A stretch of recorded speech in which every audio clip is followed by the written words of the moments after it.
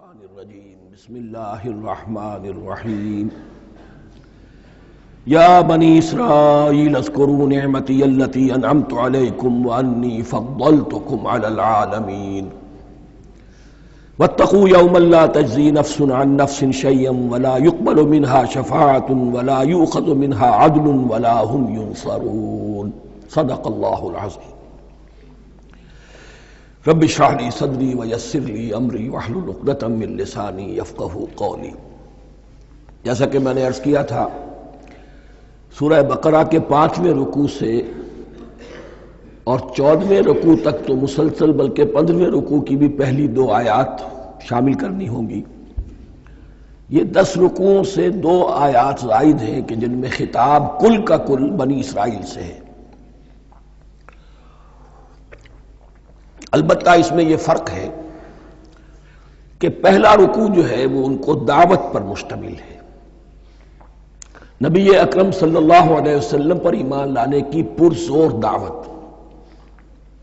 بقیہ یہ 9 رکوع جو ہے یہ ان پر فرد قرارداد جرم ہے جو عائد کی جا رہی ہے۔ ہم نے تمہارے ساتھ یہ احسان و اکرام کیا، تم پر یہ فضل کیا، یہ کرم کیا، تمہیں یہ حیثیت دی، تمہیں یہ مقام دیا، تم نے اس طور سے اپنے اس مشن کی خلاف ورزی کی، اپنے مقام اور مرتبے کو چھوڑ کر اور دنیا پرستی اختیار کی۔ یہ جو 9 رکوع ہیں ان میں بنی اسرائیل کی تاریخ کا تو یوں سمجھیے کہ ایک بہت بڑا حصہ اور نمایاں اس کے فیچرز آئیں گے، لیکن یہ سمجھ لیجئے کہ اصل میں یہ امت مسلمہ کو بھی ایک پیشگی تنبیہ ہے کہ کوئی مسلمان امت جب بگڑتی ہے تو یہ چیزیں اس میں آ جاتی ہیں۔ چنانچہ احادیث موجود ہیں حضور کی، لَيَأْتِيَنَّ عَلَىٰ أُمَّتِي مَا أَتَىٰ عَلَىٰ بَنِي إِسْرَائِيلَ حَذْوَ النَّعْلِ بِالنَّعْلِ۔ میری امت پر بھی وہ سب حالات وارد ہوں گے جو بنی اسرائیل پر آئے، بالکل ایسے جیسے ایک جوتی دوسری جوتی سے مشابہ ہوتی ہے۔ ایک اور حدیث میں فرمایا لَتَتَّبِعُنَّ سُنَنَ مَنْ قَبْلِكُمْ، تم لازماً اپنے سے پہلوں کی پیروی کرو گے۔ اور اس میں اس حد تک بھی آپ نے وضاحت کر دی کہ اگر وہ سابق امت مسلمہ، سابق امت، اگر وہ گوہ کے بل میں گھسی تھی تم بھی گھسو گے، اور اگر ان میں کوئی بدبخت ایسا اٹھا جس نے اپنی ماں سے زنا کیا تو تم میں سے بھی کوئی شقی ایسا ضرور اٹھے گا جو یہ حرکت کرے گا۔ اس اعتبار سے ان رکوعوں کو پڑھتے ہوئے یہ نہ سمجھیے یہ اگلوں کی داستان ہے، پچھلوں کی کہانیاں ہیں، نہیں۔ خوش طرح باشد کے سر دل براں، گفت آیت در حدیث دیگراں، یہ ہمارے لیے ایک آئینہ ہے اور ہمیں ہر مرحلے پر سوچنا ہوگا، دروں بینی کرنی ہوگی، انٹروسپیکشن، کہ کہیں اسی گمراہی میں ہم مبتلا تو نہیں۔ دیکھتے جائیے گا۔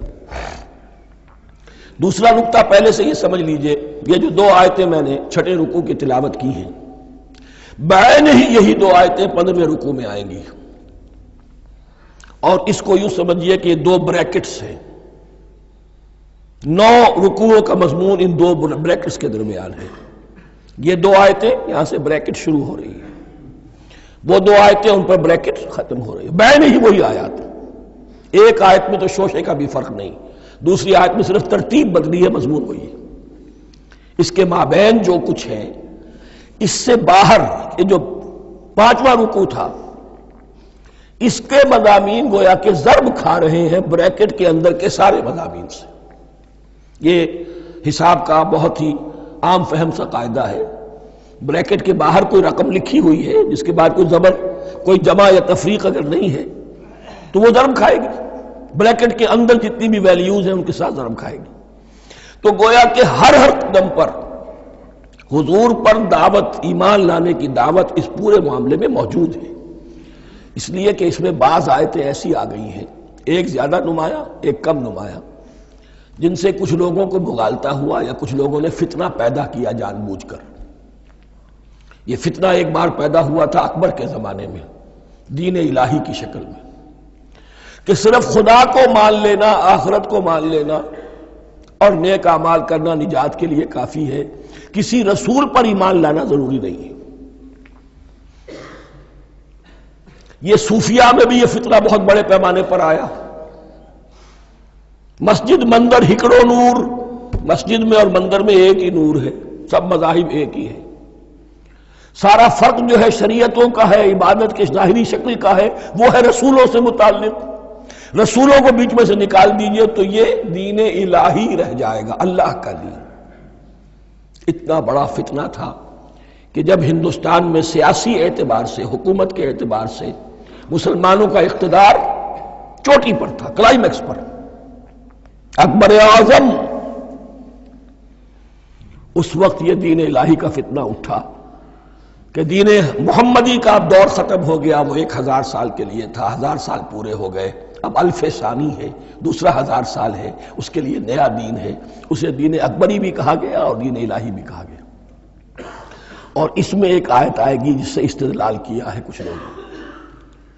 اس صدی میں پھر یہ فتنہ اٹھا تھا گاندھی کے فلسفے کے ذریعے سے، اور ایک بہت بڑا نابغہ انسان مسلمانوں میں سے، بہت بڑا نابغہ، جینیس، ابوالکلام آزاد، وہ بھی اس فتنے کا شکار ہو گیا.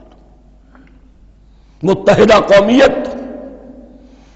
چنانچہ گاندھی اپنی پرارتھنا میں کچھ قرآن کی تلاوت بھی کراتا تھا، کچھ گیتا بھی پڑھواتا تھا، کچھ اپنشدوں سے، کچھ بائبل سے، کچھ گرو گرنتھ سے.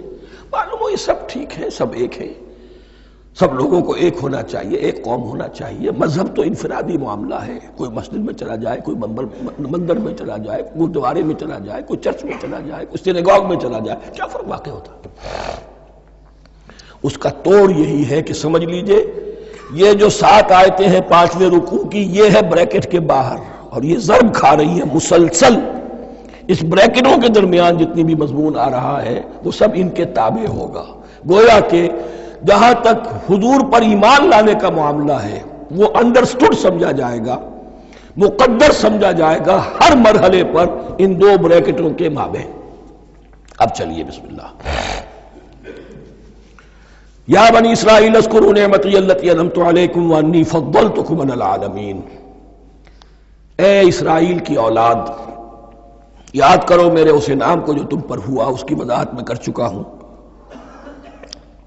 لیکن یہاں جو الفاظ آ رہے ہیں بہت زوردار. وانی فضلتکم علی العالمین.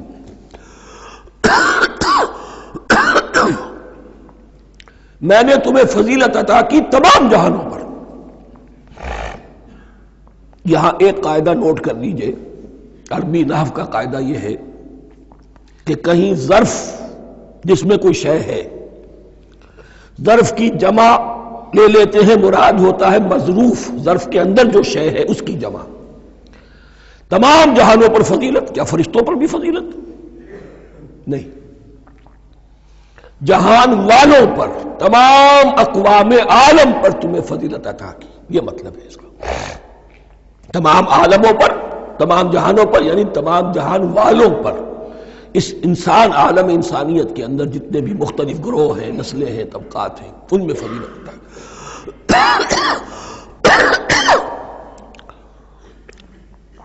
واتقوا یوما لا تجزی نفس عن نفس شیئا. میں عرض کر چکا ہوں، اب تیسری مرتبہ پھر عرض کر رہا ہوں. اصل شیخ آخرت، محاسبہ آخرت. یہ مستحضر ہوگا تو انسان سیدھا رہے گا. کس میں کمزوری آ جائے، ضعف آ جائے، تو باقی ایمان باللہ، ایمان بالرسالت، یہ نہ معلوم کیا کیا شکلیں اختیار کر لیں. دیکھیے اس آیت کے اندر 4 اعتبارات سے محاسبہ آخرت کا زور ہے. واتقوا یوما، ڈرو اس دن سے، لا تجزی نفس عن نفس شیئا، جس دن کوئی جان کسی دوسرے کے کام نہ آ سکے گی. ولا يقبل منها شفاعہ، اور نہ کسی سے کوئی سفارش یا شفاعت قبول کی جائے گی. Categorical denial. ولا يؤخذ منها عدل، نہ کسی سے فدیہ قبول کیا جائے گا. ولا هم ينصرون، اور نہ انہیں کوئی مدد مل سکے گی. ہم نے طرح طرح کے عقیدے، شفاعت باطلہ کا تصور. اہل عرب سمجھتے تھے ہمیں یہ فرشتے جو ہے خدا کی بیٹیاں ہیں، یہ لات اور منات اور عزا، ہم نے ان کے بت بنا رکھے ہیں. پوچھتے ہیں یہ اپنے ابا جان سے اللہ کی بیٹیاں ہیں نا، لاڈلی بیٹیاں چھڑا لیں گی ہمارے ہاں بھی تصور ہے اولیاء اللہ چھڑا لیں گے. یا شفاعت باطلہ، خود حضور کی شفاعت کے بارے میں جو غلط تصورات ہیں. ایک شفاعت حقہ ہے، اس کی وضاحت کا یہ موقع نہیں ہے. وہ آیت الکرسی پہ جب ہم پہنچیں گے انشاءاللہ تعالیٰ اسی سورہ مبارکہ میں تو اس کی وضاحت بھی ہوگی. یہ سارے جو ہم نے جو گھڑ رکھے ہیں خیالات، ان کی نفی اس آیت کے حوالے سے کی. وَاتَّقُوا يَوْمًا لَا تَجْزِي نَفْسٌ عَن نَفْسٍ شَيْئًا، کوئی انسان دوسرے انسان کے کام نہیں آ سکے. وَلَا يُقْبَلُ مِنْهَا شَفَاعَةٌ، کسی جان کی طرف سے کوئی سفارش قبول نہیں ہوگی. وَلَا يُؤْخَذُ مِنْهَا عَدْلٌ، نہ کوئی فدیہ قبول کیا جائے گا. وَلَا هُمْ يُنصَرُونَ، نہ انہیں کوئی مدد مل سکے گی. اب اس کے بعد اللہ تعالیٰ کے احسانات اور ان کی طرف سے جو ناشکریاں ہوئی ہیں ان کی بڑی تفصیل کے ساتھ اب بات چلے گی. تفصیل نہیں، تیزی کے ساتھ. یہ واقعات کئی 100 برس کے ہیں، لیکن ایک تو یہ کہ ان کی تفاصیل مکی صورتوں میں آ گئی ہیں. سب سے زیادہ سورہ اعراف میں ملے گی، اور بھی کئی صورتوں میں آپ کو مل جائے گی. یہاں پر تو پے بپے، جیسے کہ ایک قرارداد جرم کسی پر کی جاتی ہے تو اس میں سب گنوائے جاتے، تم نے یہ کیا، یہ کیا، یہ کیا. وَإِذْ نَجَّيْنَاكُمْ مِنْ آلِ فِرْعَوْنَ، اور ذرا یاد کرو جب کہ ہم نے تمہیں نجات دی تھی فرعون کی قوم سے. یسومونکم سوء العذاب، وہ تمہیں بدترین عذاب میں مبتلا کیے ہوئے تھے. یذبحون ابناءکم ویستحیون نساءکم، تمہارے بیٹوں کو ذبح کر ڈالتے تھے اور تمہاری عورتوں کو زندہ رکھتے تھے. عورتیں تو پھر ان کے کام آتی تھی، گھر میں کام کاج کے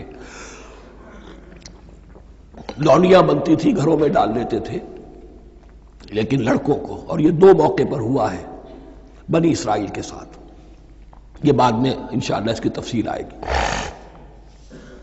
وَفِي ذَلِكُمْ بَلَاءٌ مِّن رَبِّكُمْ عَظِيمٌ، اور یقیناً اس میں تمہارے رب کی طرف سے تمہارے لیے بڑی آزمائش تھی. وَإِذْ فَرَقْنَا بِكُمُ الْبَحْرَ، اور یاد کرو جب کہ ہم نے تمہارے لیے سمندر کو پھاڑ دیا یا دریا کو پھاڑ دیا. یہ ایک مختلف فی بات ہے کہ کس جگہ سے کراس کیا تھا بنی اسرائیل نے ایجپٹ سے سینائی پیننسولا آنے کے لیے جزیرہ نما سینا میں. ایک رائے یہ کہ دریائے نیل کو کراس کر کے گئے ہیں، لیکن یہ بات غلط ہے. دریائے نیل تو مصر کے اندر ہے، وہ کبھی بھی مصر کی حد نہیں بنا. کسی کی رائے یہ ہے کہ جو خلیج سویز ہے، بحر قلزم جو ہے، ریڈ سی، وہ اوپر جا کر 2 کھاڑیوں میں تبدیل ہو جاتا ہے.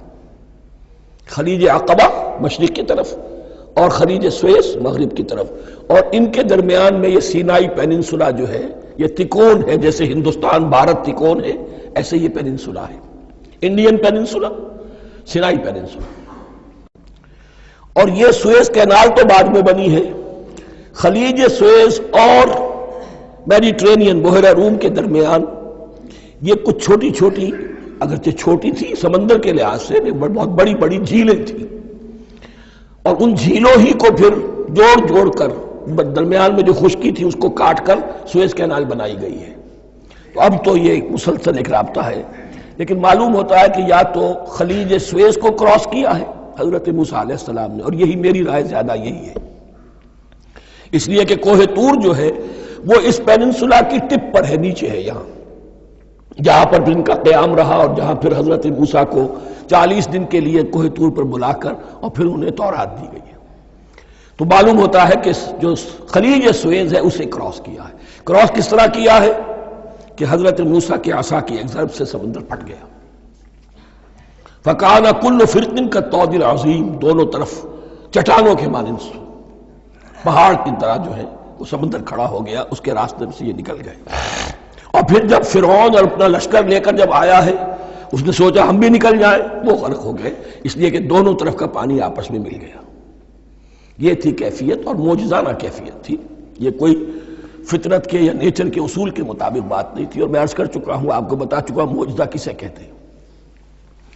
وَإِذْ فَرَقْنَا بِكُمُ الْبَحْرَ فَأَنْجَيْنَاكُمْ، جب ہم نے تمہارے لیے یا تمہارے ساتھ سمندر کو پھاڑ دیا، تمہارے لیے، تمہارے گزرگاہ بنانے کے لیے، تو تمہیں تو نجات دے دی. وَأَغْرَقْنَا آلَ فِرْعَوْنَ وَأَنْتُمْ تَنظُرُونَ، اور تمہاری نگاہوں کے سامنے فرعون کے لاؤ لشکر کو غرق کیا، تم دیکھ رہے تھے. یہ گزر چکے تھے، اس ساحل پر کھڑے ہیں، ادھر سے یہ داخل ہوئے ہیں اور پانی دونوں طرف سے آ کر مل گیا اور یہ غرق ہو گئے۔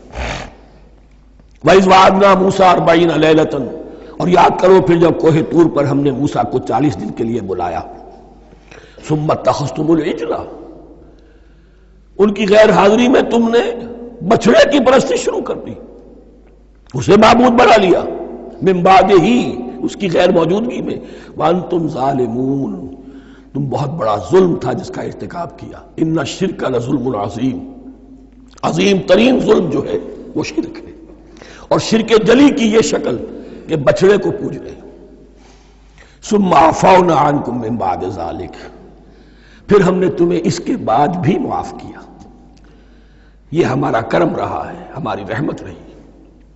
من بعد ذلک لعلکم تشکرون، تاکہ تم شکر کرو۔ وَإِذْ آتَيْنَا مُوسَى الْكِتَابَ وَالْفُرْقَانَ لَعَلَّكُمْ تَهْتَدُونَ، اور یاد کرو جب کہ ہم نے موسیٰ کو کتاب اور فرقان عطا فرمائی۔ یہ فرقان حق اور باطل کے درمیان فرق کر دینے والی چیز، اور کتاب عام طور پر جو آتا ہے وہ شریعت کے لیے آتا ہے، شریعت بھی دی، کتاب بھی دی، اور فرقان بھی دیا، لعلکم تہتدون، تاکہ تم ہدایت پاؤ۔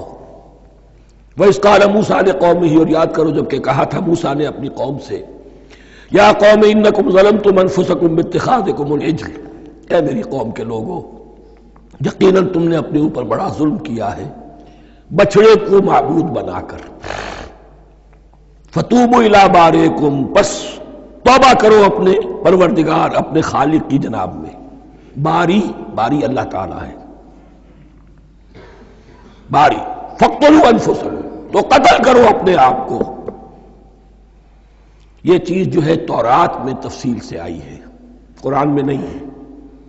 اسی اعتبار سے میں نے آپ کو بتایا تھا کہ تورات کا مطالعہ اس اعتبار سے مفید ہے کہ بہت سے واقعات جن کا قرآن میں ذکر ہے، اجمالاً اشارہ ہے، اس کی تفصیل کے لیے ہمیں تورات سے رجوع کرنا پڑتا ہے، ورنہ یہ کہ اس آیت کا صحیح مفہوم واضح نہیں ہوگا۔ فاقتلوا انفسکم، اپنے آپ کو قتل کرو، کیا مانی؟ یہ قتل مرتد کی سزا ہے۔ وہاں معلوم ہوتا ہے کہ حضرت موسیٰ نے یہ حکم دیا، 12 قبیلے تھے، ہر قبیلے میں سے کچھ لوگوں نے یہ کفر اور شرک کیا، باقی لوگوں نے نہیں کیا۔ انہیں حکم دیا گیا کہ اپنے قبیلے کے لوگ ان کو قتل کریں جو ان کے قبیلے میں سے اس کفر کے مرتکب ہوئے۔ انفسکم سے مراد یہ اپنے قبیلے کے لوگوں کو تم قتل کرو، اس لیے کہ قبائلی زندگی جو ہوتی ہے آپ کو معلوم ہے، اس میں کوئی اور قبیلہ ہاتھ لگا دے تو قبائلی عصبیت بھڑک اٹھے گی۔ 70,000 یہودی قتل ہوئے، اس سے بڑی توبہ اور ممکن نہیں، اس سے بڑا پرج، کسی بھی آئیڈیولوجیکل پارٹی کے اندر پرج بہت ضروری ہوتا ہے۔ کچھ لوگ آ گئے ایک نظریے کو قبول کر کے، رفتہ رفتہ نظریہ اوجل ہو گیا، کچھ مفادات، کچھ چودراہٹیں یہ مقدم ہو گئی، اسی سے جماعتیں خراب ہوتی ہیں، غلط راستے پہ پڑ جاتی ہیں، تحریکیں بھٹک جاتی ہیں۔ تو آئیڈیولوجیکل پارٹی، نظریاتی جماعتیں پرج کرتی رہتی ہیں کہ جو بھی ہمارے نظریے سے ہٹ گئے اب ان کو ہم کاٹ کر علیحدہ کر دیں، اور یہی سے قتل مرتد۔ تو یہ چیز حدیث میں ہے یا پھر قرآن میں یہاں ہے۔ اس حوالے سے جو لوگ ہمارے ہاں بعض علماء بھی ہیں، جدید دانشور ہیں، جو قتل مرتد کی جو حد ہے اسلام میں اس کو تسلیم نہیں کرتے، لیکن میرے نزدیک یہ شریعت موسوی کا تسلسل ہے کہ شریعت موسوی کی جس شے کو بدلا نہ گیا ہو، جس کے بارے میں صراحتاً یہ معلوم نہ ہو کہ یہ شے تبدیل کر دی گئی، تو وہ شریعت محمدی کا جز بن گئی۔ زنا پر رجم کا معاملہ بھی یہی ہے۔ قرآن مجید میں رجم کی صریح آیت کوئی موجود نہیں ہے، حدیث میں ہے۔ قرآن مجید میں مرتد کے قتل کے لیے کوئی آیت موجود نہیں ہے، حدیث میں ہے، سنت میں ہے، اور دونوں کی کا جو منبع ہے وہ اصل میں تورات ہے۔ تو اس بات کو اچھی طرح نقل کر دیجئے، یہ جگہ اکثر لوگ جو ہیں یہاں بہت سرسری طور سے گزر جاتے ہیں، یہ بہت اہم ہے، اور اس کے لیے تورات کی طرف رجوع کیجئے۔ 70,000، 6 لاکھ کل تھے، جب یہ مصر سے نکلے ہیں 6 لاکھ تھے. کتنے عرصے کے بعد پیننسولا پہنچے ہیں، سینائی پیننسولا میں اور طور میں کچھ اور ان کی تعداد بڑھ گئی ہوگی، لیکن یہ کہ ان میں سے 70 لاکھ کو قتل کیا اپنے ہاتھوں سے. ہر قبیلے نے اپنے جو مرتد تھے ان کو اپنے ہاتھ سے قتل کیا. فَتُوبُوا إِلَىٰ بَارِئِكُمْ فَاقْتُلُوا أَنفُسَكُمْ ذَلِكُمْ خَيْرٌ لَكُمْ عِندَ بَارِئِكُمْ، یہی تمہارے لیے تمہارے رب کے نزدیک بہتر بات ہے. فَتَابَ عَلَيْكُمْ، تو اللہ نے تمہاری توبہ قبول کر لی. توبہ قبول کس طرح ہوئی؟ یہ تزکیہ ہوا ہے امت کا کہ ان میں سے جن لوگوں نے اتنی بڑی غلط حرکت کی ہے ان کو کاٹ کر، ذبح کر کے، ان کو قتل کر کے پھینک دیا. انہو هو التواب الرحیم، یقیناً وہ تو ہے ہی بہت توبہ کا قبول فرمانے والا اور بہت رحم فرمانے والا. وَإِذْ قُلْتُمْ يَا مُوسَىٰ لَن نُّؤْمِنَ لَكَ حَتَّىٰ نَرَى اللَّهَ جَهْرَةً، ایک اور واقعہ ان کی تاریخ کا. اور یاد کرو جب کہ تم نے کہا تھا اے موسیٰ ہم تو تمہاری بات نہیں مانیں گے. ایمان کے بعد جب لام کا حرف آئے تو اس کے معنی صرف تصدیق کے ہوتے ہیں. لن نؤمن لک، ہم آپ کی بات کی تصدیق نہیں کریں گے، حتی نری اللہ جہرۃ، جب تک کہ ہم دیکھ نہ لیں اللہ کو عیاناً. ہمیں کیا پتا اللہ نے یہ کتاب دی آپ کو، آپ تو لے کر آ گئے. ہمارے سامنے تو پتھر کی کچھ تختیاں ہیں، اس پہ کچھ لکھا ہوا، کس نے لکھا ہمیں کیا پتا. اب دیکھیے ایک حضرت موسیٰ کی خواہش تھی رب ارنی انظر الیک، وہ کچھ اور شے تھی. یہ تخریبی ذہن ہے جو یہ کہہ رہا ہے کہ ہم بھی چاہتے ہیں کہ اللہ کو اپنی آنکھوں سے دیکھیں اور معلوم ہو کہ واقعی اس نے یہ کتاب آپ کو دی ہے. فَأَخَذَتْكُمُ الصَّاعِقَةُ، تو تمہیں آپ پکڑا ایک بہت بڑی کڑک نے، ایک بہت بڑی کڑک ہوئی اور سب کے سب مردہ ہو گئے. وَأَنْتُمْ تَنظُرُونَ، تمہارے دیکھتے دیکھتے ایک کڑک نے تمہیں آ لیا. ثُمَّ بَعَثْنَاكُمْ مِنْ بَعْدِ مَوْتِكُمْ، پھر ہم نے تمہیں دوبارہ اٹھایا تمہاری موت کے بعد.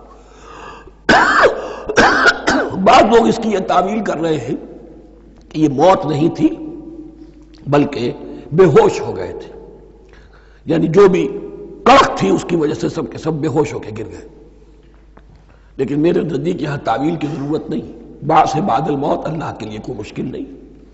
ہم الفاظ کو خواب کا کاہے کو ان کے اصل جو مفہوم ہے جو کہ صاف ہے صریح ہے اس سے خواب کا کاہے کے لیے موڑ کر لے کر جائے. ثم بعثناکم من بعد موتکم لعلکم تشکرون، تاکہ تم شکر کرو. وظللنا علیکم الغمام وانزلنا علیکم المن والسلوى، اور ہم نے تم پر ابر کا سایہ کیا. اب 6 لاکھ کا قافلہ چل رہا ہے، سینائی پیننسولا، صحرا، کوئی اوٹ نہیں، کوئی سایہ نہیں، دق و دق، دھوپ کی تپش. تو اللہ کا فضل ہوا کہ ایک سائے کی طرح ابر جو ہے ان کے ساتھ ساتھ جہاں جہاں وہ جا رہے ہیں وہ ابر ان پر سایہ کیے ہوئے. وَأَنزَلْنَا عَلَيْكُمُ الْمَنَّ وَالسَّلْوَىٰ، کھانے کو کچھ نہیں تو من اور سلوہ نازل کیے گئے. من ایسے اترتا تھا رات کے وقت کہ جیسے شبنم کے قطرے ہوتے ہیں، لیکن وہ ہوتا تھا کسی ایسی چیز کا جس میں شیرینی تھی، اور پھر وہ زمین پر آ کر جم کر وہ ایک گویا کے دانہ بن جاتے تھے. یہ ان کا اناج ہو گیا. کاربوہائیڈریٹ سپلائی اس سے ہو گئی من سے. اور سلوہ ایک خاص قسم کا پرندہ بٹیر کی شکل کا جو بے پناہ بڑی تعداد میں ان کے بڑے بڑے جھنڈ آتے تھے شام کے وقت، اور وہ ان کے ڈیرا جہاں ہوتا تھا اس کے گرد وہ اتر آتے تھے، اور رات کی تاریکی میں یہ آسانی سے ان کو پکڑتے تھے، ان کو کھاتے تھے بھون کر، اور یہ ان کی پروٹین ہو گئی. پوری غذا جو ہے اللہ تعالیٰ نے ان کو فراہم کر دی. وَأَنزَلْنَا عَلَيْكُمُ الْمَنَّ وَالسَّلْوَىٰ كُلُوا مِن طَيِّبَاتِ مَا رَزَقْنَاكُمْ، کھاؤ ان پاکیزہ چیزوں کو جو ہم نے تمہیں عطا کی ہیں. وَمَا ظَلَمُونَا، ہم نے تو ان پر کوئی ظلم نہیں کیا. وَلَٰكِن كَانُوا أَنفُسَهُمْ يَظْلِمُونَ، لیکن وہ خود ہی اپنے اوپر ظلم ڈھاتے رہے، ہر قدم پر نافرمانی اور ناشکری. اس کی بھی ناشکری آگے آ جائے گی چل کر، من و سلوہ سے بھی ناشکری کی انہوں نے. وَإِذْ قُلْنَا ادْخُلُوا هَٰذِهِ الْقَرْيَةَ فَكُلُوا مِنْهَا حَيْثُ شِئْتُمْ رَغَدًا وَادْخُلُوا الْبَابَ سُجَّدًا وَقُولُوا حِطَّةٌ نَغْفِرْ لَكُمْ خَطَايَاكُمْ. اور یاد کرو جب کہ ہم نے تم سے کہا تھا اس شہر میں داخل ہو جاؤ اور پھر کھاؤ اس میں سے بافراغت جہاں سے چاہو جو چاہو، لیکن دیکھنا دروازے میں داخل ہونا جھک کر اور کہتے رہنا مغفرت مغفرت مغفرت، ہم تمہاری خطاؤں سے درگزر فرمائیں گے۔ اس آیت کو سمجھنے کے لیے ذرا تاریخی بات سمجھ لیجئے۔ صحرائے سینا میں آنے کے بعد، اور یہ جو کتاب تورات انہیں مل گئی تھی، اس کے بعد حضرت موسیٰ علیہ السلام کے ہی زمانے میں انہیں جہاد اور قتال کا حکم ہوا۔ اس سے پوری قوم نے انکار کر دیا، یہ سورہ مائدہ میں آئے گا۔ اس پر اللہ تعالیٰ نے ایک سزا مسلط کر دی ان پر کہ 40 برس تک اسی صحرا میں بھٹکتے پھریں گے۔ اگر یہ ابھی قتال کرتے، جہاد کرتے، تو پورا فلسطین ان کے ہاتھ پر ابھی فتح کرا دیتے، لیکن چونکہ انہوں نے بزدلی دکھائی ہے، اب سزا یہ ہے فَإِنَّهَا مُحَرَّمَةٌ عَلَيْهِمْ 40 سَنَةً يَتِيهُونَ فِي الْأَرْضِ، اب 40 برس تک یہ اسی صحرا میں بھٹکتے پھریں گے، اور ارض فلسطین جو ان کے لیے ارض موعود تھی وہ ان پر حرام کر دی گئی 40 سال کے لیے۔ اس 40 سال کے عرصے میں حضرت موسیٰ کا بھی انتقال ہو گیا، حضرت ہارون کا بھی ہو گیا، اور اس عرصے میں ایک نئی نسل پیدا ہوئی۔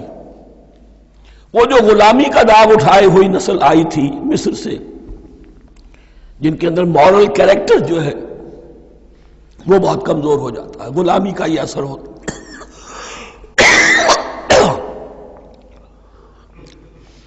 وہ پوری نسل ختم ہو گئی، نئی نسل اب پیدا ہوئی، 40 برس صحرا میں پیدا ہوئے، یہی پلے بڑھے، ان میں اب ایک جذبہ تھا۔ حضرت موسیٰ کے پھر جو خلیفہ تھے یوشع ابن نون، جوشوا، تورات میں ان کا نام جوشوا ہے، یوشع، ان کی سرکردگی میں اب بنی اسرائیل کی اس نئی نسل نے قتال کیا، جنگ کی، اور پہلا شہر جو فتح ہوا وہ اریحا۔ آج بھی وہ شہر جو ہے جیریکو جو آپ دیکھتے ہیں خبروں کے اندر آتا ہے بار بار، اریحا اس کا پرانا نام ہے، یہ شہر فتح ہوا، اس فتح کی بات کا تذکرہ ہو رہا ہے۔ یاد کرو جب کہ ہم نے تم سے کہا تھا اس بستی میں، اس شہر میں داخل ہو جاؤ فاتحانہ، اور پھر جو کچھ یہاں ہے، جو نعمتیں ہیں، ان سے متمتع ہو، کھاؤ پیو، لیکن داخل ہونا سجدہ کرتے ہوئے، مراد کیا، جھک کر، یعنی ایسا نہ ہو کہ تکبر کی وجہ سے تمہاری گردنیں اکڑ جائیں، گردنیں جھکا کر اللہ کا احسان مانو، یہ نہ سمجھو کہ یہ فتح تم نے حاصل کی۔ اس کی تفسیر اصل میں نظر آتی ہے حضور کی شخصیت میں، کہ جب فتح مکہ کے موقع پر مکے میں داخل ہوئے ہیں تو جس سواری پر آپ بیٹھے ہوئے تھے، آپ کی پیشانی اس کی گردن کے ساتھ جڑی ہوئی تھی۔ یہ وقت ہوتا ہے جب کہ تکبر اور تعلی، فاتح کی حیثیت سے آنا، اور بندہ مومن کے لیے یہی وقت ہے تواضع کا، جھکنے کا۔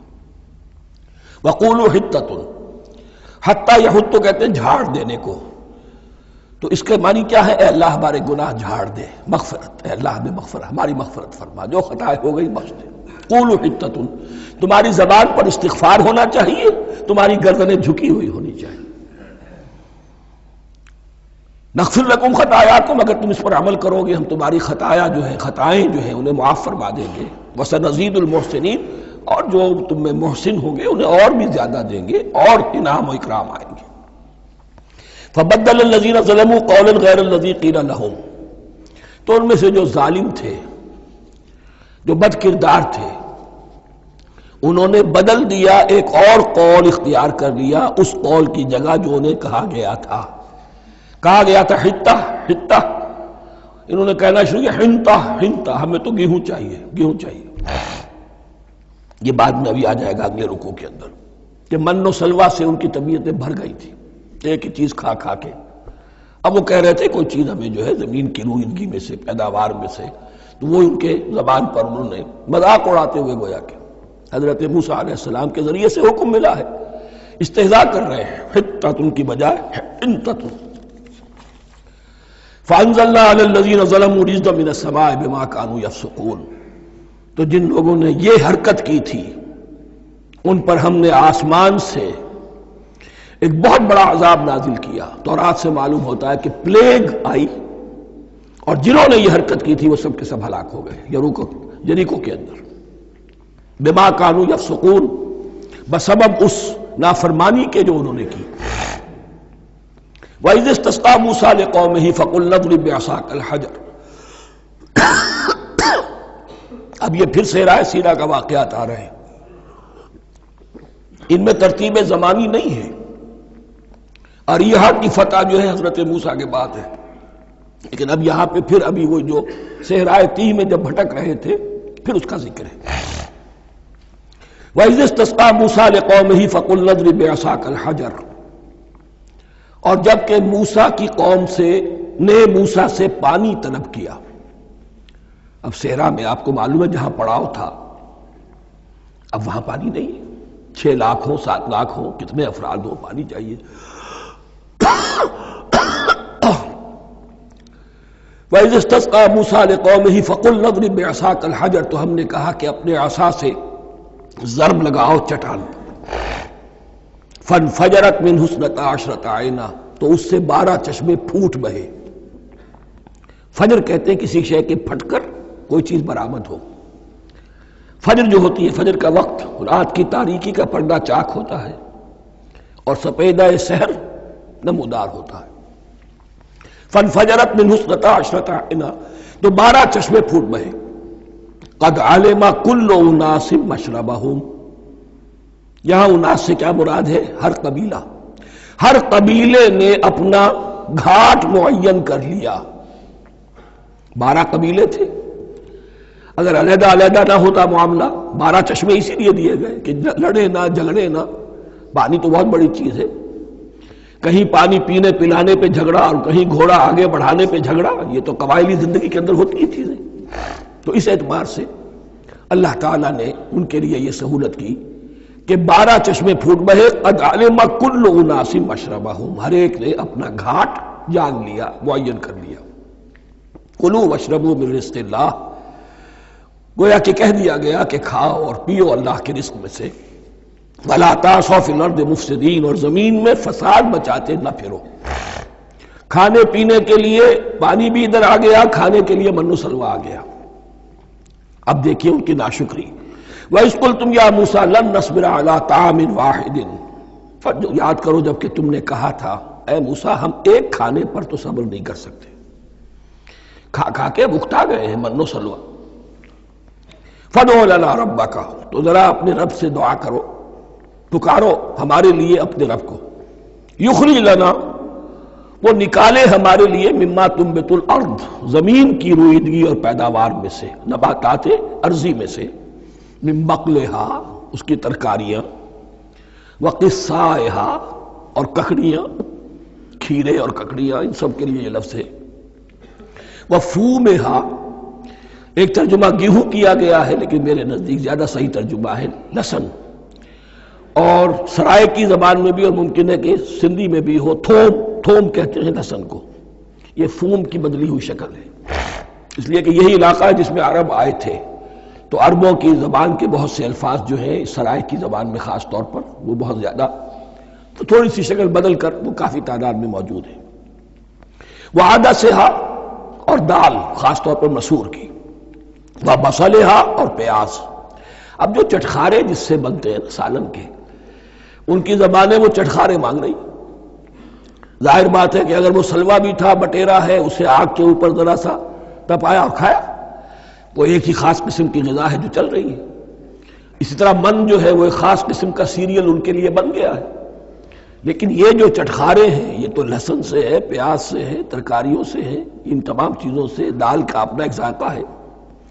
قَالَ تَسْتَبْدِلُونَ الَّذِي هُوَ أَدْنَىٰ بِالَّذِي هُوَ خَيْرٌ، حضرت موسیٰ نے فرمایا کیا تم وہ شے بدلے میں لینا چاہتے ہو اس کے، کیا وہ شے جو کمتر ہے بدلے میں چاہتے ہو اس کے کہ جو بہتر ہے؟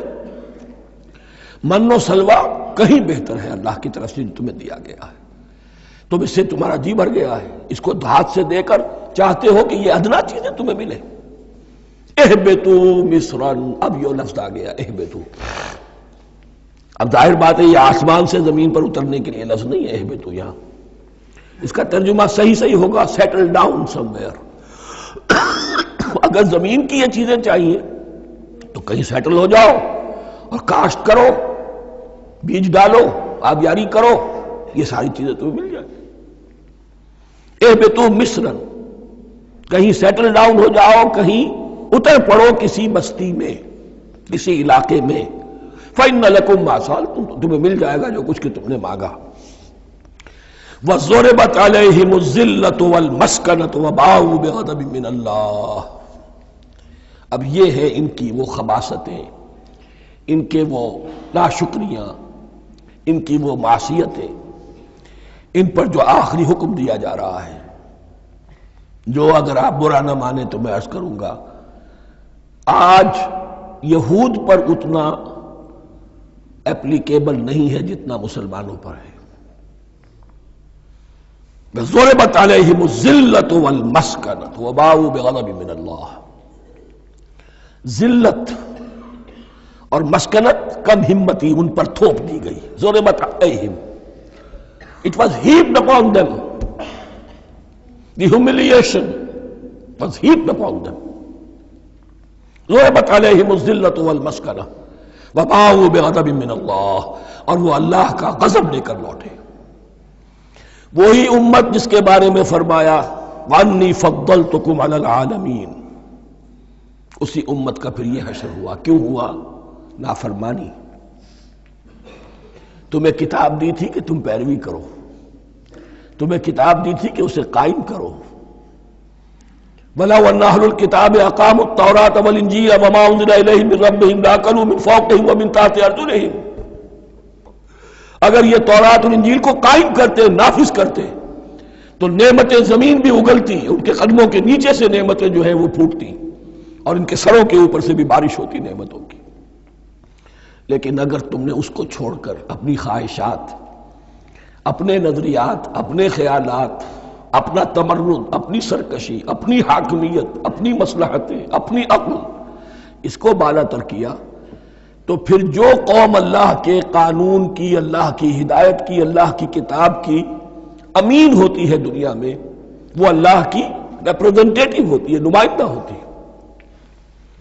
اگر وہ اپنے عمل سے مس ریپرزنٹ کرے اللہ کو، تو وہ کافروں سے بڑھ کر مغضوب اور کافروں سے بڑھ کر مبغوض ہو جاتی ہے، مغضوب بھی مبغوض بھی۔ یہ کافروں کو تو دین پہنچانا تمہارے ذمہ تھا، تم نے دین ان کو کیا پہنچانا تھا، تم تو خود دین سے منحرف ہو گئے۔ آج اس جگہ پر امت مسلمہ کھڑی ہے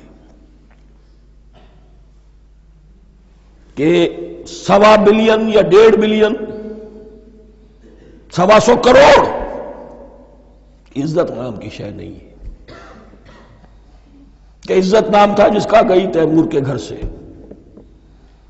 سارے معاملات دنیا کے G7 G15 کے ہاتھ میں ہیں۔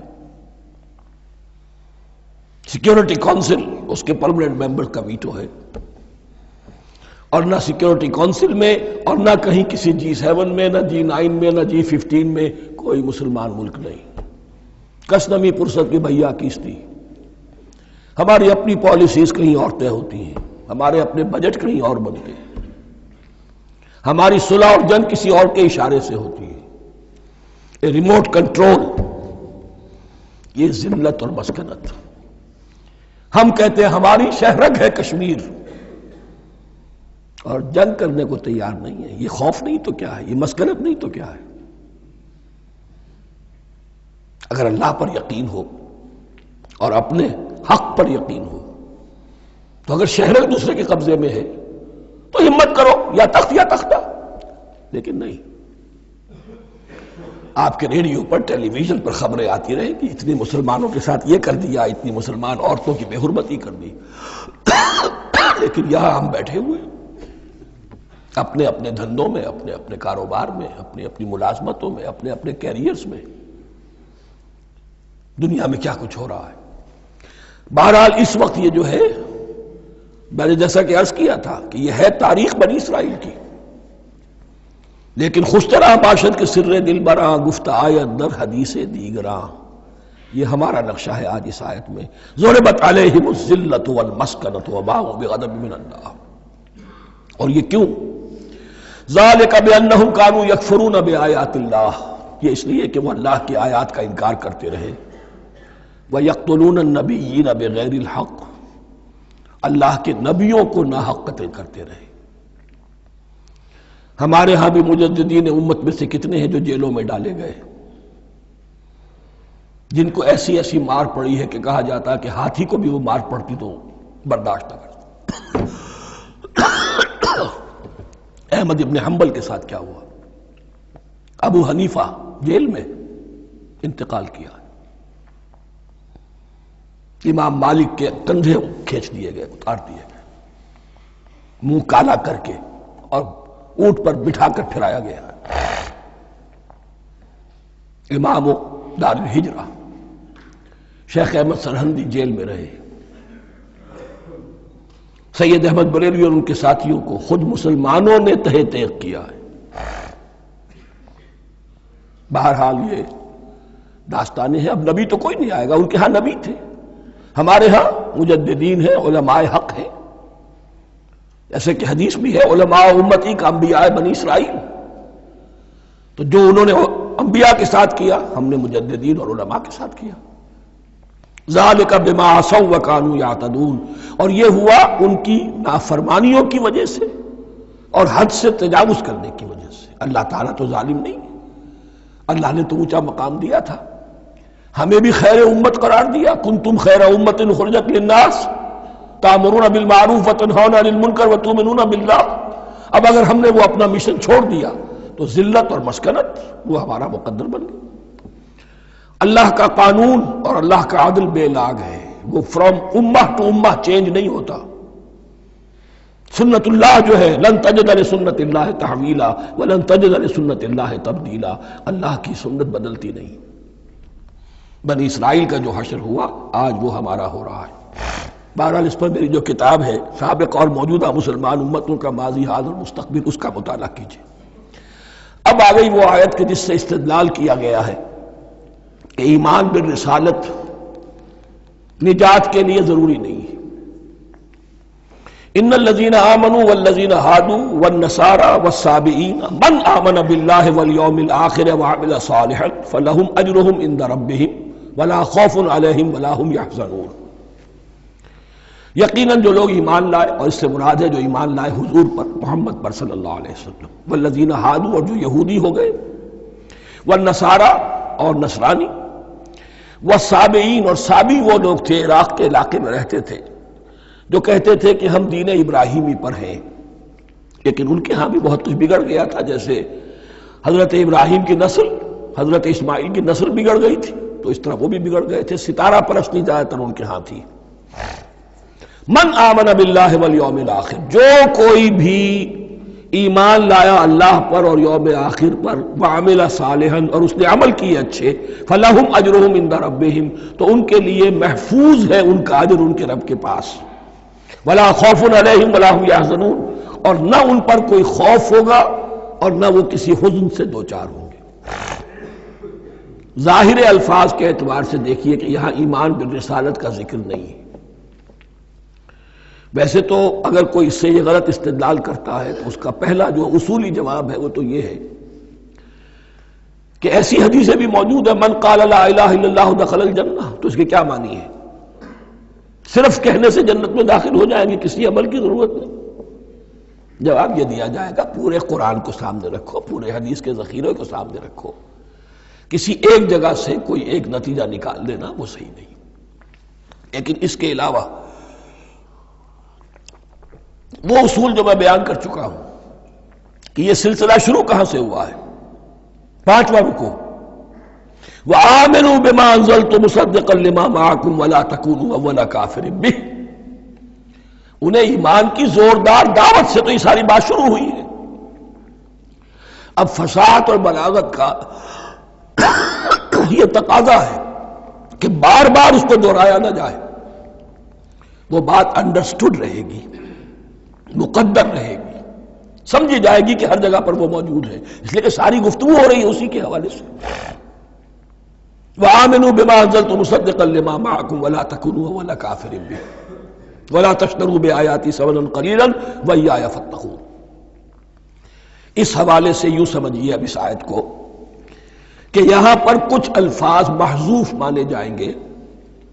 ان الذین آمنوا والذین ہادوا والنصارى والصابئین من آمن باللہ والیوم الآخر وعمل صالحا فی ایامہم فلہم اجرہم عند ربہم ولا خوف علیہم ولا ہم یحزنون. ہر دور میں جبکہ ابھی حضرت عیسیٰ نہیں آئے تھے تو جو بھی یہودی تھے اس وقت تک حضرت موسیٰ کے ماننے والے، وہ جو بھی اللہ پر ایمان رکھتے تھے اور نیک عمل کرتے تھے، آخرت کو مانتے تھے، ان کی نجات ہو جائے گی. لیکن حضرت عیسیٰ کے آنے کے بعد ان کو نہیں مانا، اب وہ کافر قرار پائے. لیکن اب حضرت عیسیٰ کے آنے کے بعد جب تک حضور نہیں آئے جو بھی مانتا ہے، لیکن یہ کہ شرط یہی ہوگی کہ اپنے اپنے زمانے میں، اصل میں نفی جس بات کی جا رہی ہے وہ یہ ہے کہ یہ نہ سمجھو کہ کسی گروہ میں ہونے سے نجات ہوتی ہے. نجات کسی گروہ میں ہونے کی وجہ سے نہیں ہے، نجات کی بنیاد ایمان اور عمل صالح ہے.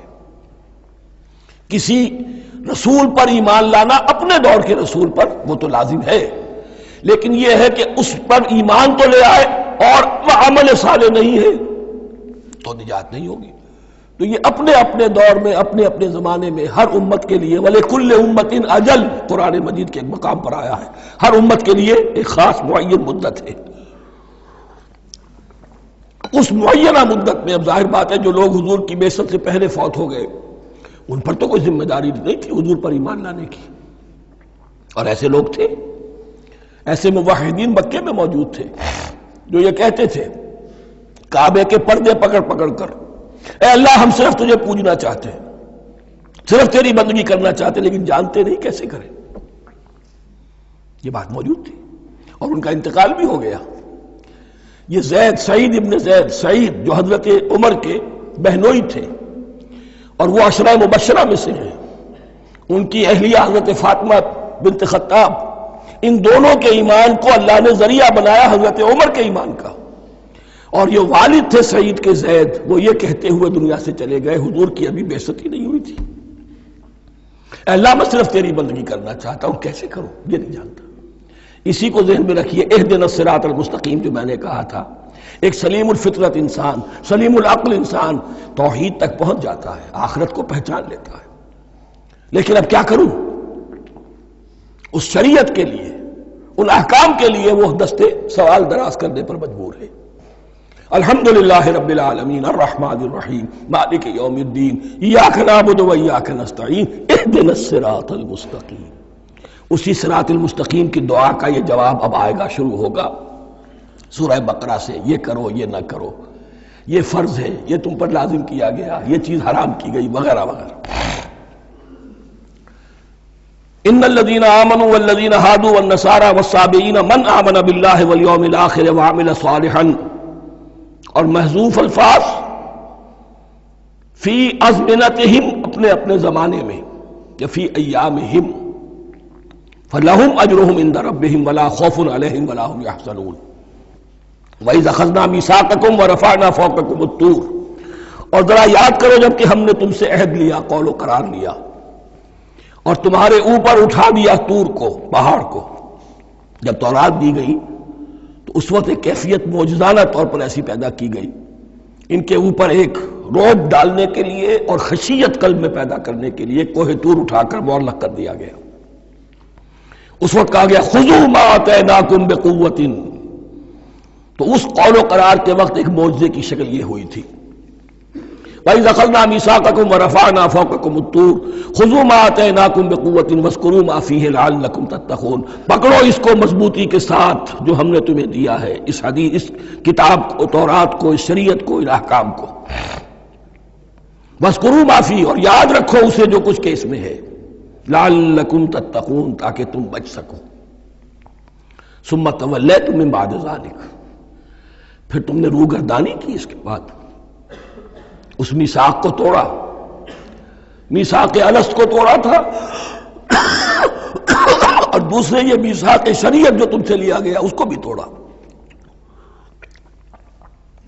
ثم تولیتم من بعد ذلك فلولا فضل اللہ علیکم ورحمتہ لکنتم من الخاسرین. پھر اگر اللہ کا فضل تمہارے شامل حال نہ ہوتا اور اس کی رحمت تمہاری دستگیری نہ کرتی رہتی، بار بار تمہیں معاف کیا، تمہیں مہلت دی، تو اگر یہ چیز نہ ہوتی تو اسی وقت سے تم خسارہ پانے والے اور تباہ ہونے والے ہو جاتے۔ وَلَقَدْ عَلِمْتُمُ الَّذِينَ اعْتَدَوْا مِنْكُمْ فِي السَّبْتِ، اور تمہیں خوب معلوم ہے تم میں سے وہ لوگ جنہوں نے سبت کے قانون کو توڑا، حد سے تجاوز کیا۔ یہ واقعہ تفصیل کے ساتھ سورہ اعراف میں آئے گا کہ ان کی شریعت میں ہفتے کا روز معین کر دیا گیا تھا، کوئی دنیاوی کام نہیں ہوگا۔ آج بھی وہ لوگ جو ہے سبت کو، جو بھی پریکٹسنگ جیوز ہیں، وہ اس کی پابندی کرتے ہیں اور بڑی شدت سے کرتے ہیں۔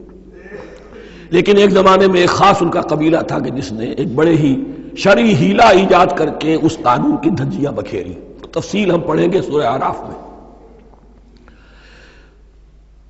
وَلَقَدْ عَلِمْتُمُ الَّذِينَ اعْتَدَوْا مِنْكُمْ فِي السَّبْتِ، تمہارے علم میں ہے تمہارے وہ لوگ کہ جنہوں نے سبت کے قانون کے ضمن میں خلاف ورزی کی، فَقُلْنَا لَهُمْ كُونُوا قِرَدَةً خَاسِئِينَ، تو ہم نے کہہ دیا ان کو کہ ہو جاؤ ذلیل بندر۔ ان کی شکلیں بس کر دی گئی، انہیں بندروں کی شکل میں تبدیل کر دیا گیا۔ فَجَعَلْنَاهَا نَكَالًا لِمَا بَيْنَ يَدَيْهَا، پھر ہم نے اس واقعے کو یا اس بستی کو ایک بنا دیا مثال، لوگوں کے لیے ان کی عبرت کے سامان بنا دیا، ان کے لیے بھی جو سامنے موجود تھے اس زمانے کے لوگ، اور ان کے لیے بھی جو بعد میں آنے والے تھے۔ وَمَوْعِظَةً لِّلْمُتَّقِينَ، اور اسے ایک نصیحت، ایک سبق آموزی کی بات بنا دیا اہل تقویٰ کے لیے۔ وَإِذْ قَالَ مُوسَىٰ لِقَوْمِهِ إِنَّ اللَّهَ يَأْمُرُكُمْ أَن تَذْبَحُوا بَقَرَةً، اور یاد کرو جب کہ موسیٰ نے اپنی قوم سے کہا یقیناً اللہ تمہیں حکم دیتا ہے کہ گائے کو ذبح کرو۔ یہ واقعہ میں پہلے آپ کو بتا دوں، پھر ہم یہ آیات تیزی سے پڑھ لیں گے۔ بنی اسرائیل میں ایک شخص قتل ہو گیا، عامیل نامی، اور قاتل کا پتہ نہیں چل رہا تھا۔ اللہ تعالیٰ نے حضرت موسیٰ کے ذریعے سے حکم دیا کہ ایک گائے کو ذبح کرو اور اس کے جسم کے ایک ٹکڑے سے اس مردے کو چھو، وہ جی اٹھے گا اور وہ بتا دے گا میرا قاتل کون ہے۔ اب یہ کہ یہ معجزات کی شکل ہے جو بار بار آ رہے ہیں، اور سابق اس امت کے اندر معجزات کا آپ کو بہت عمل دخل ملے گا۔ اس میں ایک تو یہ کہ گائے کو ذبح کرنا، وہ گائے کے تقدس کا جو ان کے دل میں ذہن میں تھا، تو ذبح کرنے سے اس کے اوپر بھی گویا کہ ایک تلوار چلائی گئی، اور پھر انہیں دکھا بھی دیا گیا کہ ایک آدمی زندہ بھی ہو سکتا ہے، بعد سے بعد الموت کا بھی ایک نقشہ دکھا دیا گیا انہیں۔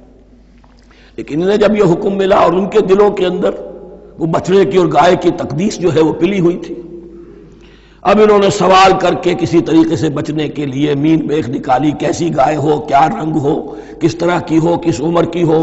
بالآخر یہ کہ جب ہر طرف سے گھیراؤ ان کا ہو گیا اور سب چیزیں جو ہیں ان کے سامنے واضح کر دی گئیں، تب انہوں نے یوں سمجھیے چاروں ناچار بادل ناخواستہ اس حکم پر عمل کیا۔ بس اب ترجمہ کر لیجئے۔ وَإِذْ قَالَ مُوسَىٰ لِقَوْمِهِ إِنَّ اللَّهَ يَأْمُرُكُمْ أَن تَذْبَحُوا بَقَرَةً، اور یاد کرو جب کہ موسیٰ نے کہا اپنی قوم سے کہ اللہ حکم دیتا ہے تمہیں کہ گائے کو ذبح کرو۔ قَالُوا أَتَتَّخِذُنَا هُزُوًا، انہوں نے کہا کیا آپ ہمارے ساتھ کوئی ٹھٹھا کر رہے ہیں، مذاق اڑا رہے ہیں، یہ کیا بات آپ کہہ رہے ہیں؟ قَالَ أَعُوذُ بِاللَّهِ أَنْ أَكُونَ مِنَ الْجَاهِلِينَ، فرمایا میں اللہ کی پناہ طلب کرتا ہوں اس سے کہ میں جاہلوں میں سے ہو جاؤں، کہ میں ان دین کے معاملات کے اندر استہزاء اور تمسخر کو شامل کر دوں۔ قالوا ادع لنا ربك يبين لنا ما هي، اب انہوں نے کہا اچھا ایسی بات ہے تو ذرا اپنے رب سے دعا کیجئے کہ وہ ہم پر واضح کر دے کہ وہ کیسی ہو۔ قال انه يقول، حضرت موسیٰ نے فرمایا اللہ تعالیٰ فرماتا ہے انها بقرة لا فارض ولا بکر، وہ ایک ایسی گائے ہونی چاہیے کہ جو نہ بوڑھی ہو نہ بالکل بچھیا ہو، عوان بین ذالک، ان کے بین بین ہو۔ فَفَعَلُوا مَا تُؤْمَرُونَ، تو اب کر گزرو جو تمہیں حکم دیا گیا۔ قَالُوا ادْعُ لَنَا رَبَّكَ يُبَيِّن لَنَا مَا لَوْنُهَا، اب انہوں نے پھر کہا ذرا ایک دفعہ اور دعا کیجئے اپنے رب سے، وہ ہمیں بتا دے اس کا رنگ کیسا ہونا چاہیے۔ قَالَ إِنَّهُ يَقُولُ إِنَّهَا بَقَرَةٌ صَفْرَاءُ فَاقِعٌ لَوْنُهَا تَسُرُّ النَّاظِرِينَ، فرمایا اللہ فرماتا ہے کہ وہ گائے ایسی ہونی چاہیے زرد رنگ، شوخ رنگ، شوخ زرد رنگ کی، چمکیلی، جو دیکھنے والوں کو خوب اچھی لگے، پسند آئے، دل میں کھپ جانے والی۔ اب جو زیادہ سے زیادہ ان کے ہاں مقدس سمجھے جاتے تھی گائے، رفتہ رفتہ سوال کر کے اگر پہلے ہی حکم پر وہ کر دیتے تو کسی بھی گائے کو ذبح کر دیتے، لیکن یہاں گھیراؤ ان کا ہو رہا ہے کہ جس کی تقدس کا ان کے ذہن میں زیادہ سے زیادہ تاثر ہے اسی کو واضح کیا جائے۔ قالوا ادع لنا ربک یبین لنا ما ہی، پھر انہوں نے کہا ذرا اللہ سے دعا کیجئے اور وہ ہمیں یہ بتائے کہ وہ کیسی ہو۔ ان البقرہ تشابہ علینا، یقیناً ہم کچھ شبہ میں پڑ گئے ہیں، یہ گائے کا معاملہ مشتبہ ہو گیا ہے ہم پر۔ قال انہ یقول، فرمایا اللہ فرماتا ہے انہا بقرۃ لا ذلول تثیر الارض ولا تسقی الحرث، وہ ایک ایسی گائے ہونی چاہیے کہ جو کوئی جس سے مشقت نہ لی جاتی ہو، نہ وہ ہل جوتتی ہو اور نہ وہ رہٹ کا پانی کھینچتی ہو۔ تسیر الارض، نہ تو وہ زمین کو جوتنے میں ہل چلانے میں کام نہیں لی جائے، ولا تسقی الحرث، اور نہ کھیتی کو پانی پلانے کے لیے وہ پانی کھینچنے میں استعمال کیا جائے۔ مسلمتن، اور پوری سالم ہونی چاہیے، یک رنگ، لا شیۃ فیہا، اس میں کسی دوسرے رنگ کا کوئی داغ تک نہ ہو۔ اب کیا کرتے، گھیراؤ میں آ گئے۔ قالوا الآن جئت بالحق، کہا انہوں نے کہ ٹھیک ہے اب تو آپ نے بات جو ہے پوری طریقے سے واضح کر دی۔ فذبحوها وما كانوا يفعلون، تب انہوں نے اس کو ذبح کیا اور وہ کرنے والے نہیں تھے، دل میں نہیں تھا، بادل ناخواش تھا۔ اب دیکھیے یہاں ترتیب ذرا واقعے کی جو ہے مختلف ہو گئی ہے، جو اس ذبح بقرہ کا سبب تھا وہ بعد میں بیان ہو رہا ہے، تورات میں چونکہ واقعات کو اس طریقے سے بیان کیا ہے لہذا وہاں ترتیب دوسری ہے۔